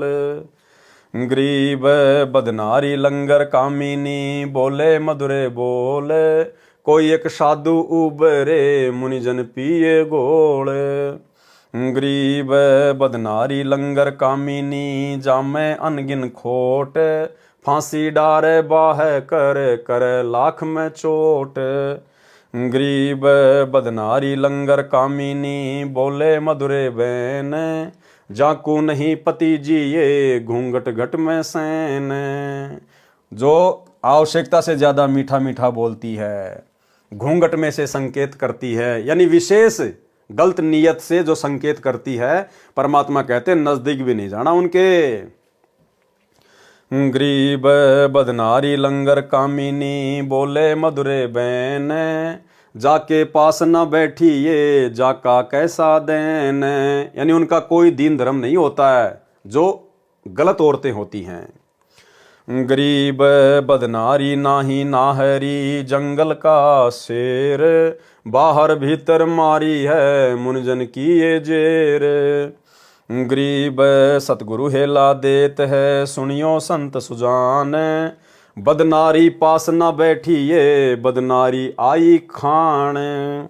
गरीब नैनों का जलबाही कर, खाए लिए हैं हंस, हाथों मेहंदी लाए कर, डोब दिए कुलवंश। यानी 16 प्रकार के श्रृंगार करके इंसान को रिझाने का प्रयत्न करती हैं, जो गलत औरतें होती हैं। गरीब उल्टी मांग बराए कर, मंजन कर है गात, मीठे बोले मगन होवे, लावे वो विधि गात। गरीब पूत पूत करी खा गई, भाई बीरा होए, कसम कसम कर पी गई, बदनारी विस्की लोए। गरीब क्या बेटी क्या बहन है, क्या माता क्या जोए, बदनारी काली नागनी, खाते हो सो होए। यानी जो बदनारी है वो चाहे कोई भी हो, चाहे बहन हो, चाहे बेटी हो, चाहे औरत हो, भगत ने उससे बचकर ही रहना चाहिए।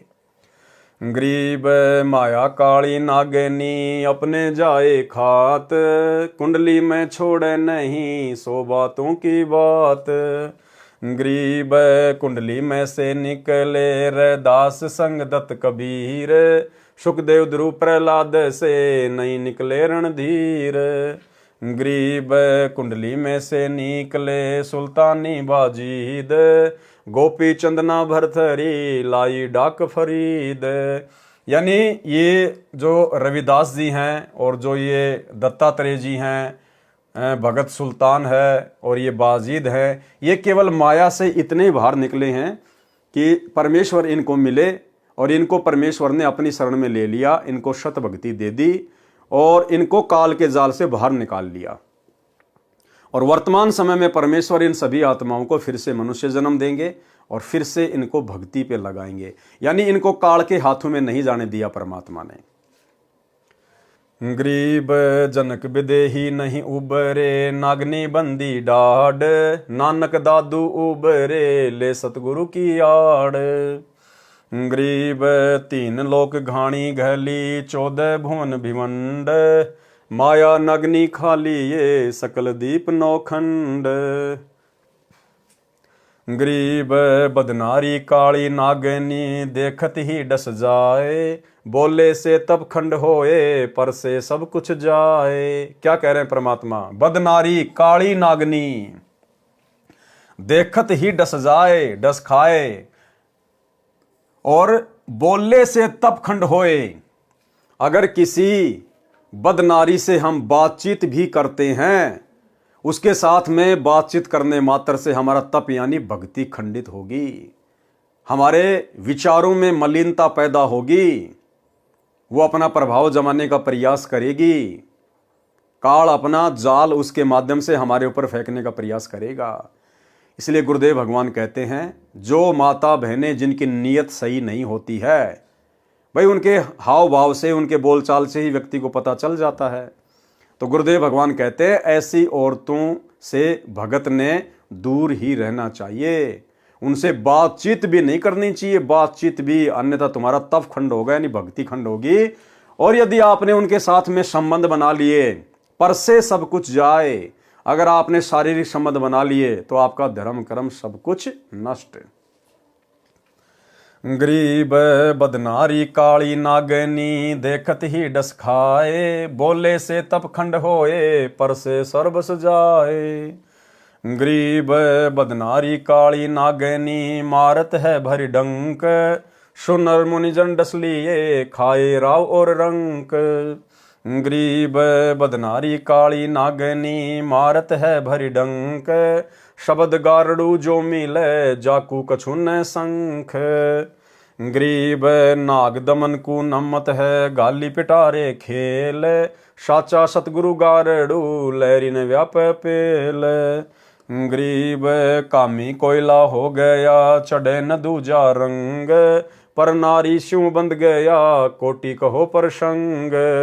जिसको दूसरी औरतों का रंग चढ़ गया है, यानी जो व्यक्ति अपनी आदतों से मजबूर है, विषय वासनाओं में बुरी तरह से गैर औरतों के साथ में बंधा हुआ है, कहते हैं उसको चाहे आप कितने ही सत्संग सुना दो, कितनी ज्ञान की बातें बता दो, उसके एक भी समझ में नहीं आएगी।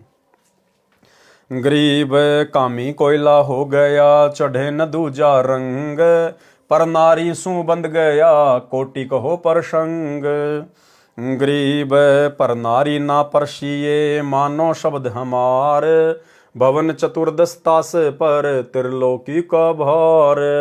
पर नारी के साथ यदि आपने शारीरिक संबंध बनाए तो परमात्मा कहते हैं 3 लोक का भार आपके ऊपर रख दिया जाएगा। गरीब पर नारी ना परसिए, सुनो शब्द सल्तनत, धर्मराय के खंभ से अर्धमुखी लटकंत। गरीब आवत मुख नहीं देखिए, जाति की नहीं पीठ, क्या अपनी क्या और की, सब ही बदनारी अंगीठ। एक भगत के अंदर विशेष लक्षण होना चाहिए। परमात्मा कह रहे हैं कि सामने से यदि कोई बहन बेटी आ रही है तो भगत ने उसकी मुंह की तरफ नहीं देखना चाहिए। अगर स्वाभाविक ध्यान अगर चला जाए तो कोई बात नहीं, लेकिन एक टक भगत ने नहीं देखना चाहिए उसकी तरफ। और जैसे ही वो आपको पास कर जाए तो आपने पीछे मुड़ के उसकी पीठ की तरफ नहीं देखना चाहिए। ये परमात्मा ने एक भगत का लक्षण बताया, अन्यथा आपके मन में दोष आएगा। हजरत मोहम्मद जी ने अपने फॉलोवर्स को शिक्षा दी थी और कहा था कि पहली नजर इंसान की, आपकी नजर पहली बार में किसी भी चीज पर जा सकती है, क्योंकि आपको मालूम नहीं है कहां क्या है। पहली नजर इंसान की और दूसरी नजर शैतान की। और उसके बाद यदि आपने विषय वासना में आके या लोभ लालच में आके अगर उस चीज की तरफ देखा है दोबारा से, तो फिर वो शैतान की नजर है, वो काल का जाल है फिर। तो परमात्मा कहते हैं कोई बहन बेटी अगर सामने से आ रही है तो हमने उसके चेहरे की तरफ नहीं देखना चाहिए, अपना नीची गर्दन करके, नीची नजरें करके हमने एक सहज भाव में हमने आगे बढ़ना है। और जैसे वो बहन बेटी हमारे को पार कर जाए तो फिर भगत ने पीछे मुड़ के नहीं देखना चाहिए उसकी तरफ, उसकी पीठ की तरफ नहीं देखना चाहिए भगत ने। गरीब आवत मुख ना देखिए, जाति की नहीं पीठ, क्या अपनी क्या और की, सब ही बदनारी अंगीठ। अब गुरुदेव भगवान ने अपनी औरत को भी लपेट लिया। अपनी औरत मानी भगत की खुद की स्त्री, वो भी भक्ति मार्ग में बाधक है। कैसे, अब आगे बता रहे हैं। गरीब क्या अपनी क्या और की, सबका एक मंत, पारस पूंजी खाते है, पारा बिंद खिसकंत। और चाहे अपनी हो चाहे किसी और की हो, भक्ति मार्ग में आपके लिए बहुत बाधक है। कैसे? यदि आप सतगुरु की भक्ति में आने के बाद भी उसके साथ में शारीरिक संबंध रखते हैं तो पारा बिंद खिसकंत, आपके शरीर में जो अनमोल पदार्थ जिसको वीर्य कहते हैं, पारा बिंद खिसकंत, आपके ऊपर कर चढ़ेगा ही चढ़ेगा। आप दोषी बनेंगे ही बनेंगे, क्या अपनी क्या और की। इसलिए परमात्मा का अटल विधान है भक्ति मार्ग में कि भग भोग्या भग उपजय और भग से बचा न कोई। और भाई जो कोई भग से बचे असल में भगत कहावै सोए। या गुरुदेव भगवान स्पष्ट रूप से नहीं कहेंगे भक्तों के बुद्धि स्तर को देखते हुए, लेकिन संकेत करने में परमात्मा ने कोई कसर नहीं छोड़ी है। क्या कह रहे हैं मालिक? गरीब क्या अपनी क्या और की, सबका एक मंत, पारस पूंजी जाते है पारा बिंद खिसकंत। गरीब क्या अपनी क्या और की, सब एक सी बदनार, पारस पूंजी जाते है खिसक्या बिंद सिंबार। कि भाई अपने बिंद को संभाल ले, संभोग क्रिया के दौरान अपने शरीर से निकलने वाले अनमोल पदार्थ को संभाल ले। क्या कह रहे हैं? गरीब क्या अपनी क्या और की, सब सी एक बदनार, और पारस पूंजी जात है खिस्ता बिंद सिंभार। गरीब बोलूंगा निष्पक्ष हो, जो चाहे सो कीन, क्या अपनी क्या और की, सब ही बदनारी मलिन। कि भाई जो बदनारी होती है, जो गलत औरत होती है, वो क्या अपनी क्या किसी और की, दोनों भक्ति मार्ग में बाधक होती है। अब परमात्मा ने यहां पर बदनारी शब्द यूज कर दिया ताकि भगत को सीधा सीधा बुरा ना लगे। जबकि भाई और बहनों, परमात्मा ने यह भी कहा है कि आग पराई आपनी हाथ दिए जल जाए, नारी पराई आपनी भोगे सब कुछ जाए। तो समझदार को तो भाई संकेत ही काफी है, समय थोड़ा है, और यदि भक्ति सफल करनी है अपने आप को इस कुकर्म से दूर कर लो। परमात्मा कहते हैं निष्पक्ष होके बोलूंगा, चाहे किसी को अच्छा लगे चाहे बुरा लगे। गरीब बोलूंगा निष्पक्ष हो, जो चाहे सो कीन, चाहे भक्ति करो चाहे छोड़ो, अच्छा कहो चाहे बुरा कहो, गुरुदेव कह रहे हैं निष्पक्ष होके बोलूंगा। और क्या अपनी क्या और की, सब ही बदनारी मलिन। नेक नारी की महिमा। अब जो स्त्रियां अच्छी हैं उनके विषय में भी परमात्मा कह रहे हैं, उनकी प्रशंसा कर रहे हैं। जिन स्त्रियों के गर्भ से बड़े बड़े महापुरुषों का जन्म हुआ है, परमेश्वर उनकी प्रशंसा भी कर रहे हैं। भले ही उनके गर्भ से बड़े बड़े महापुरुषों का जन्म हुआ है, लेकिन भक्ति मार्ग में तो भैया वो भी अपने पतियों के लिए बाधित ही सिद्ध होती हैं, यदि वे उस कुकर्म से दूर नहीं हटती हैं। तो प्रशंसा करने का मतलब ये नहीं कि गुरुदेव ने प्रशंसा कर दी तो ठीक, अब कोई दिक्कत नहीं है। जो नियम है भक्ति के वो तो सबके लिए हैं। नेक नारी की महिमा। गरीब नारी नारी भेद है, एक मैली एक पाख, जा उदर धूरु उपजे जाकी भरिए साख। गरीब कामनी कामनी भेद है, एक मैली एक पाख, जा उदर प्रहलाद थे जाकू जोड़ू हाथ। गरीब कामनी कामनी भेद है, एक उज्जवल एक गंध, जा माता प्रणाम है जा बरथरी गोपी चंद। गरीब कामनी कामनी भेद है, एक हीरा एक लाल, दत्त गुसाई अवतरे अनसुईया के नाल। गरीब कामनी कामनी भेद है, एक रोंज एक हंस, जनक विदेही अवतरे धन्य माता कुलवंश। गरीब नारी नारी क्या करे, नारी बहुगुण भेव, जा माता कुर्बान है जा उपजे सुखदेव। गरीब नारी नारी क्या करे, नारी कंचन कूप, नारी सेती उपजे नामदेव से भूप। गरीब नारी नारी क्या करे, नारी भक्ति विलास, नारी सेती उपजे धना भगत रैदास। गरीब नारी नारी क्या करे, नारी कंचन सींद, नारी सेती उपजे बाजिद और फरीद। गरीब नारी नारी क्या करे, नारी में बहु बात, नारी से ती उपजे शीतलपुरी सुनाथ। गरीब नारी नारी क्या करे, नारी को निर्ताए, नारी से ती उपजे रामानंद पंथ चलाए। गरीब नारी नारी क्या करे, नारी नर की खान, नारी से ती उपजे नानक पद निर्वाण। गरीब नारी नारी क्या करे, नारी सरगुण बेल, नारी से ती उपजे दादू भगत हमेल। गरीब नारी नारी क्या करे, नारी का प्रकाश, नारी से ती उपजे नारद मुनि से दास। गरीब नारी नारी क्या करे, नारी निर्गुण नेश, नारी से ती उपजे ब्रह्मा विष्णु महेश। गरीब नारी नारी क्या करे, नारी मूला माए, ब्रह्म जुगनी आदि है चरण कमल ल्योलाए। गरीब नारी नारी क्या करे, नारी बिन क्या होए, आदि माया ओंकार है देखो सुरति समोए। गरीब शब्द स्वरूपी उतरे, सतगुरु सत्य कबीर, दास गरीब दयालु है डिगे बंधावे धीर। भावार्थ, संत गरीबदास जी ने परमेश्वर कबीर जी से प्राप्त ज्ञान को अपने शब्दों में इस प्रकार बताया है कि जो पुरुष कामी यानी सेक्सी यानी दुराचारी है वह भी पाप का भागी है, और नारी यदि व्यभिचारिणी है तो वह भी पाप की भागी है। अब भक्ति मार्ग में क्या है भाई और बहनों, भक्ति मार्ग में सतगुरु से उपदेश लेने के बाद ये दोनों ही कर्म स्त्री के और पुरुष के ये व्यभिचार की श्रेणी में आ जाते हैं। सतगुरु से उपदेश लेने के बाद स्त्री मिलन एक प्रकार से व्यभिचार में शामिल हो जाता है। लेकिन ये तो परमात्मा दयालु है, इसलिए इस परमेश्वर ने हमें थोड़ी बहुत ये छूट दे रखी है।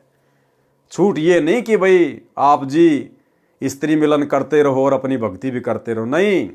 परमेश्वर हमारी तुच्छ बुद्धि को देखते हुए कि अभी इनको इतना ज्ञान नहीं है, अभी इनके पास में भक्ति इतनी शेष नहीं है जिस भक्ति की शक्ति से ये स्वयं को रोक सकें, और ना इनके पास इतना ज्ञान छोड़ा इस काल ने ताकि ये अपनी बुद्धि का इस्तेमाल कर सकें। इसलिए परमेश्वर हम भक्तों पे दया करते हैं। परमेश्वर हमें ज़्यादा कुछ नहीं कहते हैं कि जैसे जैसे इनको ज्ञान होता चला जाएगा, धीरे धीरे जैसे जैसे इनकी भक्ति बढ़ेगी तो कभी न कभी तो इनको अंदर से चेतना जागृत होगी कि मैं क्या कर रहा हूँ, क्या करना चाहिए और क्या कर रहा हूँ। ये भक्ति हर जन्म में नहीं मिलती, ये औरतें हर जन्म में मिल जाएंगी, औरतें हर योनि में मिल जाएंगी, भक्ति हर योनि में नहीं मिलती है। तो परमेश्वर इंतजार कर रहे हैं कि इनको कब ये विवेक हो कि ये मनुष्य योनि क्यों मिली है। ये विषय विकार करने के लिए नहीं, ये भोग भोगने के लिए नहीं, केवल मोक्ष प्राप्ति के लिए ये मनुष्य शरीर मिलता है, स्त्री या पुरुष का। तो भाई और बहनों, दया परमात्मा की जो थोड़ी थोड़ी बुद्धि सत्सेवकों की खुलने लगी है। जिन माताओं के गर्भ से उच्च संतों का जन्म हुआ है वे नारी आदरणीय हैं। नारी से ब्रह्मा विष्णु महेश का जन्म हुआ, नारी से दत्तात्रेय जैसे महापुरुष का जन्म हुआ, नारी से धना भगत नानक देव, स्वामी रामानंद, संत दादू जी आदि महापुरुषों का जन्म हुआ। अब देखो, परमात्मा ने उन सभी नारियों को आदरणीय बताया, और यहां परमात्मा ने दुर्गा को भी आदरणीय बता दिया। वे नारी आदरणीय हैं। नारी से ब्रह्मा विष्णु महेश का जन्म हुआ। अब ये दुर्गा ही तो सारा यहां पर बखेड़ा फैलाई हुए बैठी है, लेकिन इस प्रसंगवश गुरुदेव ने केवल दुर्गा को यहां पर आदरणीय कहा है, जिससे ब्रह्मा विष्णु महेश का जन्म हुआ है। बाकी जीवों को यही फंसाती है, तरह तरह के रूप बना के यही ऊपर जाने वाली आत्माओं को फंसाती है अपने मोहजाल में। तो इसका मतलब भाई और बहनों, आप और हमने यदि बचना है तो सतगुरु के वचनों को ध्यान में रख के भक्ति करनी होगी। सतगुरु के वचनों को ध्यान में रख के। गरीब नारी नारी क्या करे, नारी नर की खान, नारी से ती उपजे नानक पद निर्वाण। भावार्थ, नारी नारी के पीछे क्यों पड़े हो, नारी तो नर की खान है। खान का भावार्थ है कि 100 पुत्रों को जन्म एक नारी ने दिया है। यदि नारी ना होती तो नारी को जो बुरी कहते हैं वे कहां से जन्म लेते। अब देखो क्या कह रहे हैं आगे परमात्मा। भावार्थ स्पष्ट है कि दुराचारी चाहे स्त्री हो या पुरुष दोनों ही पाप के भागी हैं।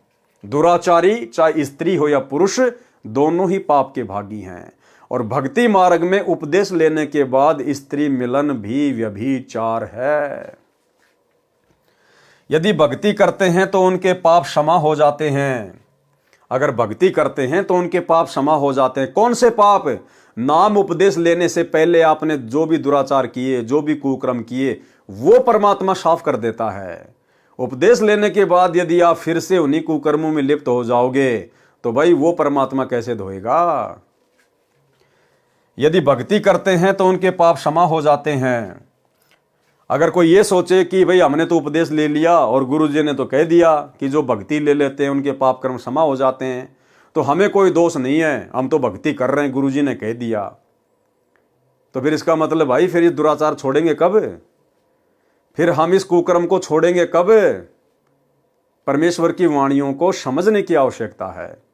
सतगुरु से उपदेश लेने के बाद स्त्री मिलन दुराचार की श्रेणी में आता है।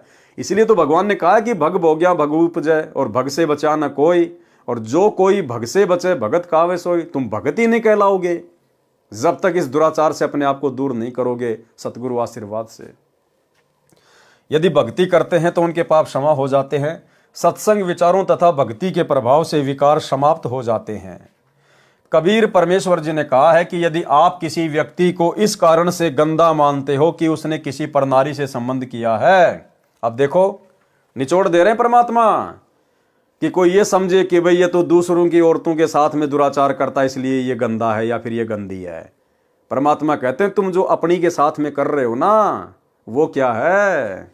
देखो कबीर परमेश्वर जी ने कहा है कि यदि आप किसी व्यक्ति को इस कारण से गंदा मानते हो कि उसने किसी परनारी से संबंध किया है, तो मालिक ने फिर क्या वाणी कही। कबीर आग पराई आपनी हाथ दिए जल जाए, नारी पराई आपनी परसे बिंद नशाए।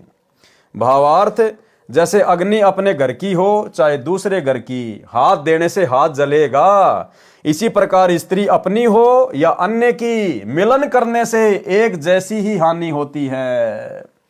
स्पष्ट कर दिया गुरुदेव ने। स्त्री चाहे अपनी हो चाहे किसी अन्य की, मिलन करने से यानी शारीरिक संबंध बनाने से हानि एक जैसी ही होती है।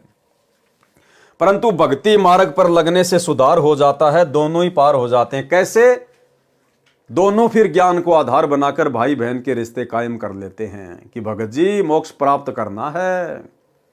असंख्य युग हो गए हमें ये कुत्ता कर्म करते हुए, गधे बने तो यही कर्म, कुत्ते बने तो ये कर्म, सुअर बने तो ये कर्म।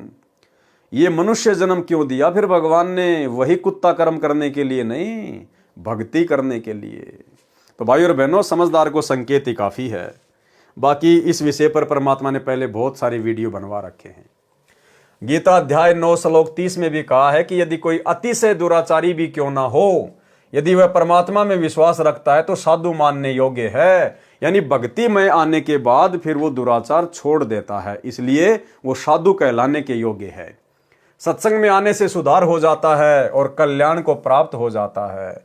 जीव धर्म बोध पेज 17 1925 से 18 1926 तक क्रोध तथा लोभ का वर्णन है। ये उसकी फोटोकॉपी है। क्रोध के विषय में कहा है कि क्रोध को महाकाल कहा जाता है। क्रोध को क्या कहा जाता है? महाकाल। ये बुद्धि का नाश करता है। क्रोध सदा अपने से निर्बल पर आता है, अपने से बलवान पर नहीं आता। प्रत्येक जीव में क्रोध परिपूर्ण है। किसी कीड़े को यदि कोई छूता है तो वह छटपटाता है। वह मन में विचार करता है कि जिसने मुझे छुआ है उसको मार डालूं। जब बलवान दिखता है तो चुप हो जाता है। यह क्रोध का प्रभाव है। लोभ। लोभ करने वाला कभी शुभ कर्म नहीं कर सकता। धन जोड़कर रख जाता है, फिर नरक का भागी बनता है। उसका धन या तो उसके सामने ही किसी कारण से नष्ट हो जाएगा, या कोई चोर डाकू लुटेरा उसको मार कूट कर छाती पर पैर रखकर छीन ले जाएगा। इसलिए प्रत्येक व्यक्ति का कर्तव्य बताया है कि वह भक्ति करे, गुरु बनाए और फिर दान अवश्य करे। महाभारत ग्रंथ में एक प्रकरण है कि राजा परीक्षित ने कलयुग को वश कर लिया था। कलयुग ने कहा था कि मुझे 2 स्थानों पर रहने की आज्ञा दे दो, एक तो सोना, दूसरे शराब पर। राजा परीक्षित ने उसको ये शर्तें मानकर छोड़ दिया। एक दिन राजा सिर पर स्वर्ण लगा मुकुट धारण करके शिकार करने जंगल में गया। यानी राजा परीक्षित अपना सोने का मुकुट पहनकर जंगल में शिकार करने गया। कलयुग ने मारवी का रूप बनाया और राजा परीक्षित के सोने के मुकुट पर बैठ गया, जिस कारण से राजा परीक्षित का मन कलयुग के प्रभाव से दूषित हो गया। इसलिए गुरुदेव भगवान ने स्पष्ट मना किया है अपने सत्संगों में कि किसी भी उपदेशी ने, चाहे स्त्री हो या पुरुष हो, सोने के आभूषण नहीं पहनने, चांदी के आभूषण नहीं पहनने, स्पष्ट मना किया है, क्योंकि इसमें काल का प्रवेश है। आपकी बुद्धि को कभी भी ठीक ठिकाने नहीं रहने देगा। आप चाहे कितने पाठ करवा लो, कितनी ज्योति करवा लो, कितने सत्संग सुन लो, जब तक आप सतगुरु की पूर्ण मर्यादा में नहीं हो, एक एक वचन में नहीं चलोगे, अपने नाक में, कानों में, हाथों में, अंगुलियों में सोने चांदी के आभूषण धारण करके रहोगे, चाहे इतना सा ही क्यों ना पहनो, आपके सिर पर काल बैठा रहेगा। जिस कारण से राजा परीक्षित का मन कलयुग के प्रभाव से दूषित हो गया। राजा ने एक भिंडी नाम के ऋषि से जंगल से बाहर जाने का मार्ग पूछा। ऋषि साधना में लीन था, सुना नहीं, जिस कारण से कोई उत्तर नहीं दिया। राजा ने एक मरा हुआ सर्प शरारतवश ऋषि के गले में डाल दिया। ऋषि का पुत्र बच्चों में खेल रहा था। बच्चों ने उसे बताया कि राजा परीक्षित ने आपके पिता के गले में सर्प डाल दिया है। ऋषि के बच्चे ने श्राप दे दिया कि आज से 7वें दिन परीक्षित राजा को तक्षक सर्प डसेगा, उसकी मृत्यु हो जाएगी। ऐसा ही हुआ। इसलिए भक्तों को चाहिए कि वे सोने का प्रयोग कभी ना करें। आदेश भाई और बहनों, हमने गुरुदेव के प्रत्येक आदेश को फॉलो करना पड़ेगा, प्रत्येक आदेश को, नहीं तो हम भक्ति मार्ग पर सफल नहीं हो सकते। ये कोई बच्चों का खेल नहीं चल रहा वर्तमान में। सारी सृष्टि को रचने वाला सर फट जाए अगर ये समझ में आ जाए कि वो धरती पे प्रकट है, और पिछले 10 साल से हिसार जेल में बैठा हुआ है आप और हमारे लिए, हमें भगत बनाने के लिए। ये नकली हार श्रृंगार उतरवा कर भक्ति के 16 श्रृंगारों से परिपूर्ण करने के लिए। लेकिन भक्ति के श्रृंगार तो उस समय हमारे ऊपर पहनाएगा जब हम ये नकली सोने चांदी के हार श्रृंगार उतारेंगे। स्पष्ट आदेश कर दिया गुरुदेव ने। इसलिए भक्तों को चाहिए कि वे सोने का प्रयोग कभी ना करें। ये आदेश हो गया गुरु जी का। आदेश वो ही नहीं है जो फार्म पे लिखे होते हैं। गुरुदेव भगवान कहते हैं वो तो भक्ति के शुरुआती नियम है, ताकि तुम लोग ज्यादा नियम देखकर कहीं जो है बिदक ना जाओ। वो तो भक्ति पर लगाने के लिए शुरुआती नियम है। बाकी जैसे जैसे सत्संग सुनते चले जाएंगे, नए नए नियम आपके सामने आते चले जाएंगे। इसीलिए तो परमात्मा ने संग का समाधान नाम की पुस्तक लिखवाई है, जिसमें तकरीबन 200 नियम है, 200 नियम। अब बताओ भाई और बहनों, कोई कैसे फॉलो कर लेगा वो 200 नियम? इसीलिए तो लोगों को साथ संगति अच्छी नहीं लगती है। ये साथ संगति की बातें लोगों को कांटे की तरह चुभती है, क्योंकि भगत कोई बनना नहीं चाहता। सतगुरु के प्रत्येक वचन पर रहकर भक्ति कोई करना नहीं चाहता। कोई आता भी है तो थोड़े दिनों में फिर भाग जाता है, क्योंकि परमात्मा कहते हैं संत सूरमा शेर है, गरजे और गाजे, बाकी दुनिया तो भेड़ है, बिदके और बाजे। छोड़ छोड़ भाग जाएंगे साथ संगति को। कोई सूरमा, कोई सूरवीर ही रुकेगा इस मार्ग पर। तो स्पष्ट आदेश है गुरुदेव भगवान का। और एक छोटा सा सत्संग जो दास आप जियों को बार बार सुनाता है, परमात्मा ने उस सत्संग में भी अपने मुख कमल से स्पष्ट कह रखा है कि क्या फायदा इस सोने का, इस आभूषण का। नाक में गाल लिए हैं, कानों में डाल लिए। गुरुदेव कह रहे इसको तो घर में भी नहीं रखना चाहिए, घर में भी। सुनिए छोटा सा सत्संग। ये तो खाम खागा सिर दर्द है, सोना तो घर में बना रखना चाहिए आपने, और ना इसको पहनना चाहिए। क्या फायदा कान में डाल लिया, नाक में डाल लिया, 36 पंगे कड़े बना लिए। ये तो खाम खागा सिर दर्द है, सोना तो घर में बना रखना चाहिए आपने, और ना इसको पहनना चाहिए। क्या फायदा, कान में डाल लिया, कान आंख नाक में डाल लिया, 36 पंगे कड़े बना लिए। परमात्मा ने इतना सुंदर शरीर दे रखे, इस पर आडंबर करने की कतई जरूरत नहीं। इसे भगवान रुष्ट होता है। भगवान की भक्ति करें, चाहे किसा भी शरीर है, काला है, गोरा है, जैसा भी मालिक ने दिया है, इसमें हम परमात्मा पा सकते हैं। इस काया का गर्व ना करियो के काला के गोरा रे। तो भाई और बहनों, हम भक्ति पर उसी समय सफल होंगे जब गुरु के प्रत्येक वचन को अपने जीवन में उतार लेंगे। और ये आदेश भाई और बहनों आपको केवल स्पेशल कोई साथ संगति में नहीं दिए जा रहे, साथ संगति में नहीं बताया जा रहा।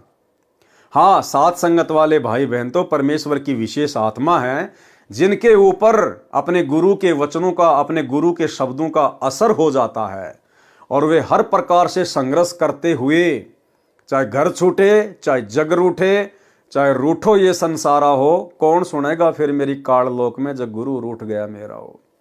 तो सत्सेवक भाई बहन तो तुरंत उन चीजों को फॉलो कर लेते हैं, क्योंकि परमेश्वर के युगों युगों के हंस हैं, युगों युगों के माल हैं। अन्यथा भाई और बहनों, यही बातें, जो बातें साथ संगति के वीडियो के माध्यम से ये पवन दास बोलता है, और साथ संगति से जुड़े हुए भाई बहन उन बातों को तुरंत अपने गुरु का आदेश मानकर, ज्ञान को आधार बनाकर तुरंत स्वीकार कर लेते हैं और निकाल फेंकते हैं सोना चांदी अपने घर से और अपने नाक से और अपने कानों से। और यही बातें उन सतलोक आश्रम मैनेजमेंट हरियाणा वालों को गुरुजी की तरफ से बताई जाती हैं। और गुरु के आदेश को जब गुरु का परिवार संगत में पारित करता है तो किसी पे कोई असर नहीं होता। क्यों नहीं होता? क्योंकि गुरु का खुद का परिवार सतलोक आश्रम मैनेजमेंट हरियाणा ये खुद गुरु की मर्यादाओं को फॉलो नहीं करते हैं, जिस कारण से संगत पर उनके शब्दों का कोई असर नहीं होता। इस दास ने तो बहुत समय बाद में सत्सेवक भाई बहनों को सोने चांदी के विषय में जानकारी दी है मालिक के ज्ञान आधार से। और साथ संगति से जुड़ी हुई आत्माओं के शरीर पर आपको एक छोटा सा नाक में भी दिखाई नहीं देगा। नाक में भी जिनके घर में विरोध नहीं है, उन्होंने तो अपने घर से भी सोने चांदी को बेच दिया, बाहर कर दिया। और उधर सतलोक आश्रमों में हेमा मालिनी बन के आती है हमारी माता बहनें, हेमा मालिनी, ऊपर से नीचे तक पीली होके। और गुरु ने कितनी बार आदेश दिया उनको हिसार जेल से, एक छोटा सा आदेश। महेंद्र का लड़का अमित, यानी गुरुदेव का भतीजा, गुरुदेव के छोटे भाई महेंद्र का लड़का अमित, उसकी एक छोटी सी ऑडियो 2016 की। और वो कह रहा है कि आज गुरुजी ने पूरी संगत को, जब मैं गुरुजी से मिलाई पे गया जेल में, तो गुरुजी ने मुझे आदेश दिया है कि मेरी संगत को बता देना कि कोई भी सोना नहीं पहनेगा, ना हाथ में ना कान में, हैं, कहीं भी कोई सोना नहीं पहनेगा। ये मेरा सख्त आदेश है, संगत को बता देना। तो उस अमित ने कहा कि गुरुजी मैंने तो बता दिया, मेरी तो कोई नहीं मानता। उस अमित ने गुरुजी से कहा कि गुरुजी मेरी कोई नहीं मानता। अरे मानेंगे कैसे जब तुम नहीं मान रहे? राजनीति तुमने कर दी, अपने गुरु की मानी। स्टेडियम तुमने बना दिए, अपने गुरु की मानी। हॉस्पिटल का काम तुमने शुरू कर दिया, अपने गुरु की मानी। गुंडों की सीबीआई जांच में भक्तों को बैठा दिया, 5 लाख रुपया राजपूत करणी सेना को दे दिया, तुमने गुरु की मानी। हरियाणा के जाट आरक्षण में भक्तों को बैठा दिया, करोड़ों रुपया चंदे में दे दिया, तुमने मानी। जाट गोहाना धर्मशाला बन रही है, एक ऊपर का 5वां फ्लोर 1 करोड़ रुपए में बनेगा, तुमने ठेका ले लिया जबरदस्ती भाईचारा निभाने के लिए। तुम गुरु की मान रहे हो क्या, जो संगत तुम्हारी बात मानेगी? तो ये छोटी सी ऑडियो अमित की कि आज गुरुजी ने आदेश दिया कि मेरी सारी संगत को कह देना कि कोई भी सोना नहीं पहनेगा, भाई हो चाहे बहन हो। तो अमित कह रहा कि गुरुजी मैंने तो कह दिया, मेरी तो कोई ना मानता। साहब जी, एक आदेश आया है जी आज, अगर मतलब किसी ने नहीं सोना नहीं पहनना, किसी ने भी, किसी भाई ने किसी बहन ने, न चैन न गुट्ठी न कान में न नाक में कहीं नहीं डालना, कहीं बिल्कुल भी। गुरुजी ने कहा कि इसमें काला बसा है और सोना नहीं पहनेगा मेरी संगत कोई भी। मेरा आदेश है यो, इन्हें सख्ती तो पालन करो। इन्हें कही गुरुजी ने कही हमें लेकिन ने कोई नहीं मानता।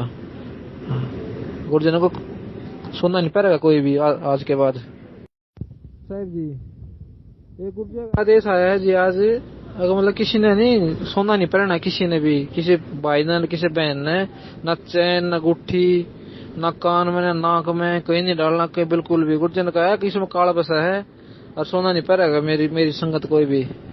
मेरा आदेश है यो, इन्हें सख्ती से पालन करो। इन्हें गुर्जर ने कही है, मैंने कंधा ने कोई नहीं मानता।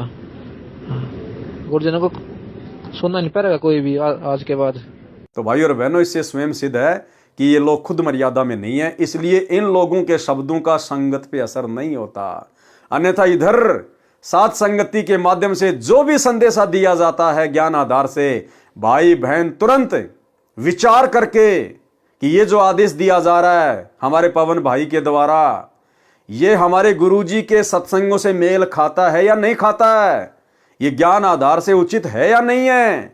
यदि सत्संगों से मेल खाता है और ज्ञान आधार से उचित है और भक्ति में सहयोगी है, भाई बहन उसको तुरंत फॉलो कर लेते हैं, तुरंत फॉलो। ये होता है शब्दों का असर। तो यहां गुरुदेव स्पष्ट कर रहे हैं। इसलिए भक्तों को चाहिए कि वे सोने यानी गोल्ड का प्रयोग कभी ना करें। अब प्रयोग ही नहीं करना तो फिर घर में रख के क्या करना भाई? अरे जब प्रयोग ही नहीं करना है तो घर में भी रख के क्या करना है? फिर काम क्या आएगा जब उसका प्रयोग ही नहीं करना? तो घर से भी निकालो, बेच दो उसको अपने घर के कार्य में, या परमात्मा को दान धर्म में वो पैसा यूज लीजिएगा। फिर कहा है कि मुसलमान धर्म में भी कहा है कि सोने में शैतान का निवास है। इबलिस का नाम शैतान बताया है। वह कहता है कि जो सूम यानी कंजूस, जो धर्म नहीं करता, वह मेरा मित्र है, उसको नरक लेकर जाऊंगा। देखो मुसलमान धर्म का भी बता दिया गुरुदेव ने कि मुसलमान धर्म में भी कहा गया है कि सोने में शैतान का निवास है। परमेश्वर कबीर जी ने कहा है कि यदि जब तब साधु भी करता है और दक्षिणा से पुण्य नहीं करता तो उसका वह प्रयत्न व्यर्थ है।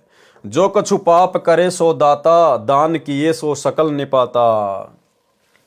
दान से पाप नष्ट हो जाते हैं। सभी धर्मों का यही मत है कि जो लोभ करता है, दान नहीं करता, वह नरक में गिरता है। मोह, जिस परिवार में प्राणी जन्म लेता है उसी में मोह हो जाता है। संपत्ति, माता पिता, भाई बहन, फिर पति पत्नी तथा संतान के मोह में जकड़ जाता है।